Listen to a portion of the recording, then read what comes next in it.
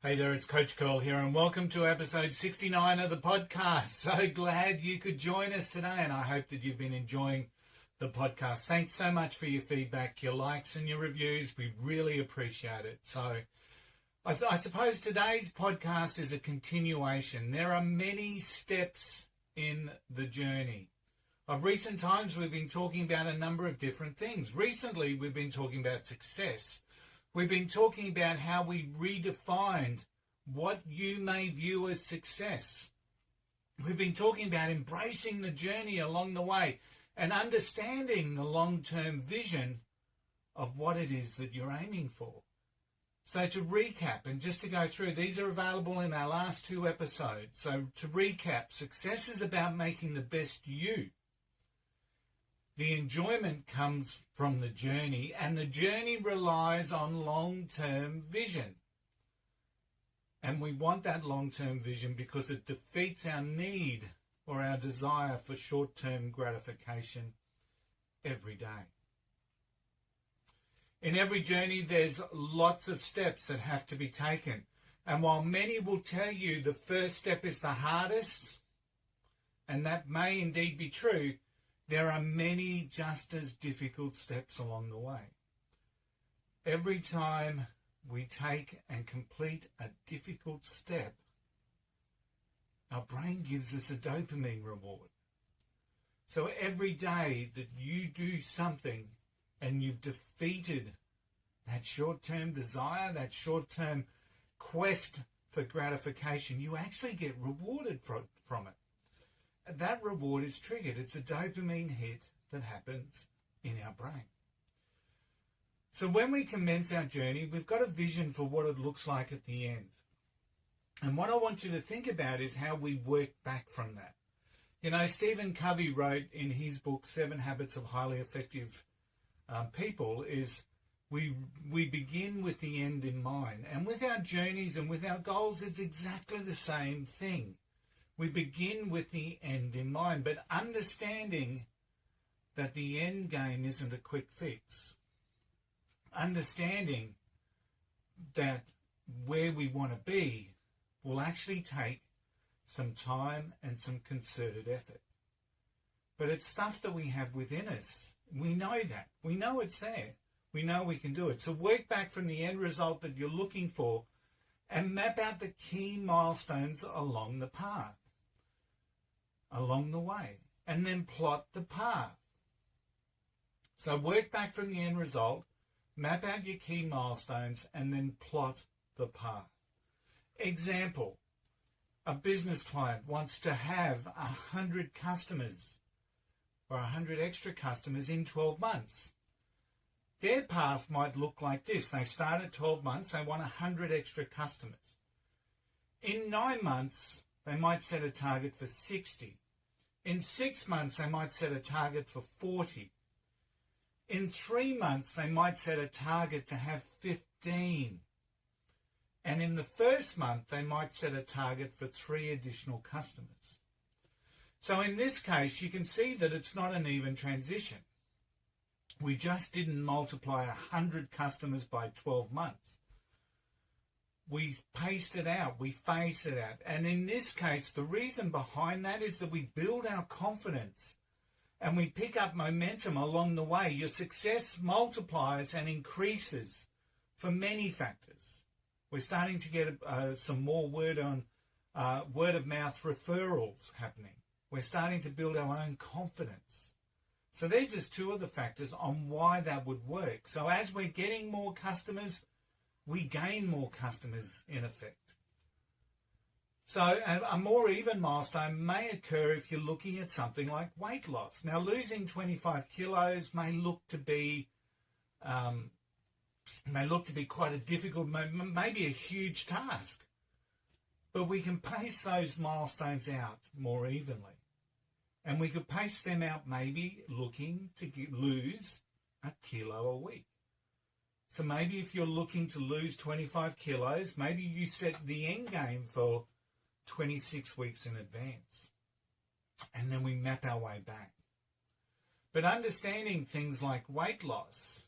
So even though your weight loss may average out at 1 kilo a week. Some weeks you'll see a larger loss, while others you'll see less. Or even worse, you may see a small gain. But it's about the average, and it's about setting those targets, and it's about stepping it through. If you've worked out the process to lose 1 kilo and 1 kilo of fat in a week, you replicate it and you just keep doing it. And in that case, 25 kilos doesn't seem so insurmountable because you've worked out how to lose 1 kilo in the week. But this brings me back to that point about some of the steps are harder in our journey. So when we come across an obstruction, a perception of failure, a setback, when that happens, the next step forward is always hard. It's always more difficult. And it may in fact rival the very first one that you took. Sometimes it needs to be a sideways step as we step around an obstacle or step around an obstruction. Sometimes the best way is not through, but around. And our ability to decipher that is critical.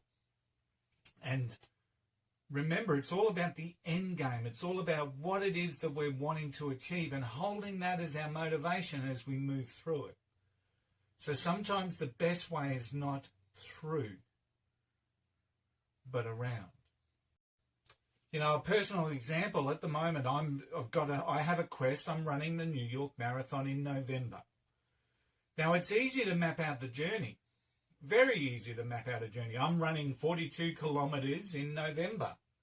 What are the milestone events that I need to do to make sure that I have enough preparation that I can do that? So it's easy to map out the journey, but there's been a range of soreness in my legs. I've torn both calf muscles, and this has actually put me in like a hiatus, like I'm having a siesta at the moment. And so running and indeed walking has been replaced by things like massage, physio, some yoga exercises and stretches. Now it's a hiccup, and my mind's playing a bit of tricks on me in relation to cardio, endurance, getting miles on the legs. But it's needed at the moment. Otherwise, trying to bash through the pain and the injuries would just mean further disruption along the way. I'm best to get it right now before continuing than to plod on and try and push through the pain barrier, because I could almost guarantee that if I push through the pain barrier, I'm just going to make matters worse.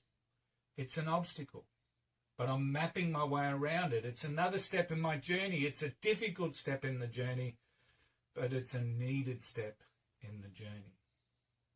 See, every day you do the right thing, and the right thing is usually the hard thing, and the hard thing is usually opposed to the easy thing, you get rewarded. See, your brain's a bit of a double agent. While it's screaming at you during the day for shortcuts, junk food, or whatever your short-term devil is, it also rewards you when you don't succumb to its pressure. Acknowledge the double agenda, acknowledge the double agent, and just keep taking those steps. Because that's what it's about. Stop succumbing to the short-term devils, the demons that hold us to the status quo, and continue your long-term quest. Now, the final point, during the journey, maybe occasionally the short-term devil wins, you know. My friend Steve Maraboli talks about sometimes you wrestle with your demons, sometimes you snuggle. Now, if you've chosen a day to snuggle your demon, that doesn't stop the journey. The journey is one of many steps. And coming back from a deal with the devil, is one of those hard steps that I've talked about. But come back you can, and come back you must. Set your resolve. Refocus on your vision and get out there and make it happen. There are many, many, many steps in a journey, but every one of them will be worth it in the end. Stay focused, my friends, and let's make great happen. Thanks for listening to episode 69 of the Coach Call podcast. The podcast is brought to you by Think and Grow Business. I've got a great team behind me there. I've got a great network.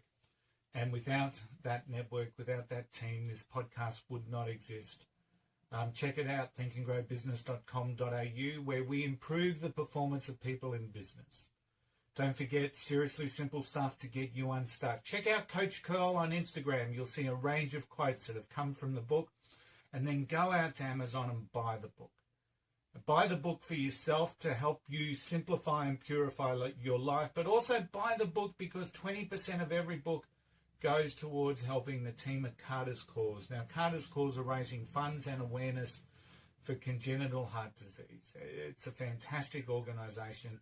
There's 3 families involved. They work very hard in what it is that they do. So check out Carter's Cause at carterscause.org.au. Just remember, there's many steps in the journey, and every one of them will be worth it in the end. But always remember the golden rule. Just don't be an arsehole. Until next week, I'll see you later. Bye.